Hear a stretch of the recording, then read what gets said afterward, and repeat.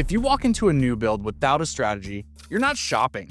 You're actually being evaluated. And the things that you say in the first 10 minutes can cost you tens of thousands of dollars. Most buyers think that visiting a model home is casual.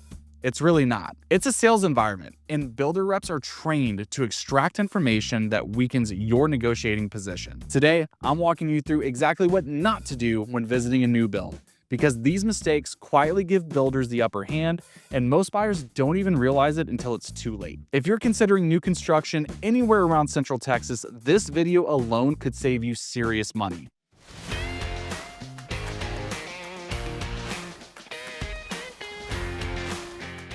Hi, my name is Jordan Brown. I'm a realtor here in Central Texas, and I help people just like you every single week buy and sell in the area. Now, before we start, I want to do a quick reality check. Builder reps work for the builder. They are not on your side. They're there simply to make the builder the most amount of money as possible. Everything that you say is logged, either mentally or literally. Pricing, incentives, and flexibility change based on your perceived leverage. And this isn't shady, it's just business. Your job as the buyer is to control the narrative. So now let's get into the biggest mistakes that buyers make when visiting a model home. Mistake number one is oversharing your budget. This is hands down the fastest way to lose your leverage. Maybe you've heard this before, maybe you haven't. You walk into the model home and the rep says, "What price range are you trying to stay under?" And you answer, "We're approved up to $700,000 and we're hoping to stay closer to $650,000 though." You've just done two things. Number one, you just raised their mental target price. And two, you told them where the ceiling is. And from that moment forward, suddenly incentives magically shrink, upgrade credits disappear, and this home might be a stretch suddenly becomes totally doable. Here's what you should say instead.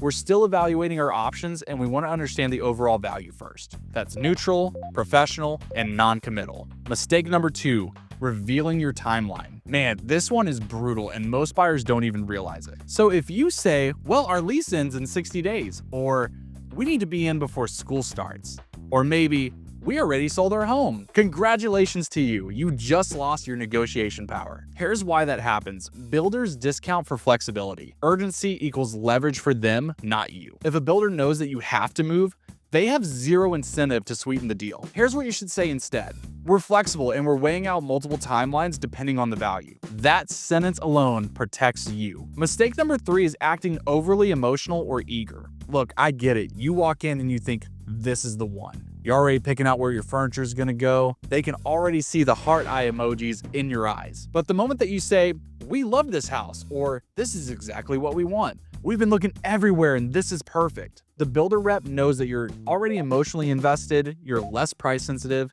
and you'll tolerate worse terms because you already love the home. Now, you don't need to play poker face, but you do need emotional discipline. Here's a pro tip from me to you. Fall in love after you're under contract, not before. Mistake number four is just asking the wrong questions. Believe it or not, most buyers ask questions that help the builder, not themselves. Here's some examples. What's the lowest you'll go?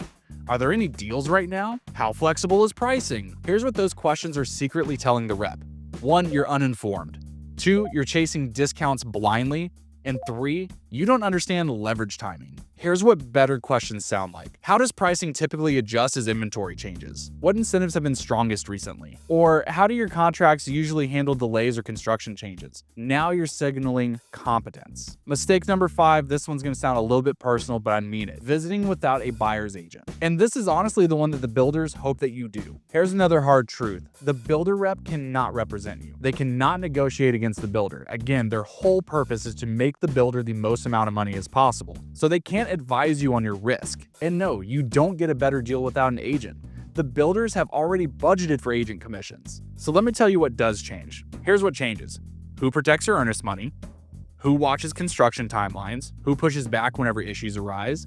And who negotiates incentives strategically? Bottom line, walking in solo does not save you money. I understand why you think that. It just simply isn't true. All it really does is remove your advocate. Mistake number 6, assuming that the builder will just take care of it. Builders are efficient, but they're not sentimental. Everything's usually very cut and dry with a builder. So let's think of some things that can go wrong. Delays, material swaps, missed deadlines, contract loopholes. The contract protects them, not you. Without having someone review timelines, specs, and performance, you absorb the inconvenience.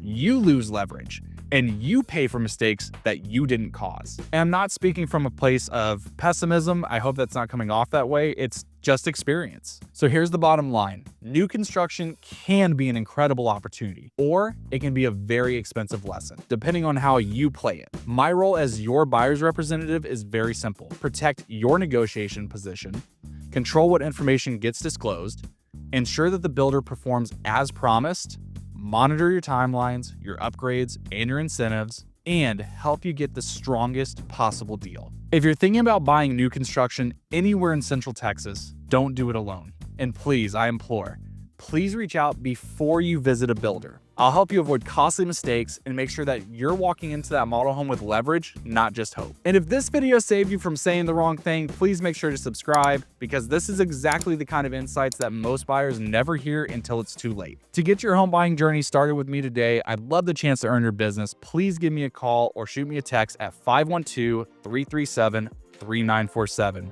Thank you so much for watching. I'll catch you in the next video.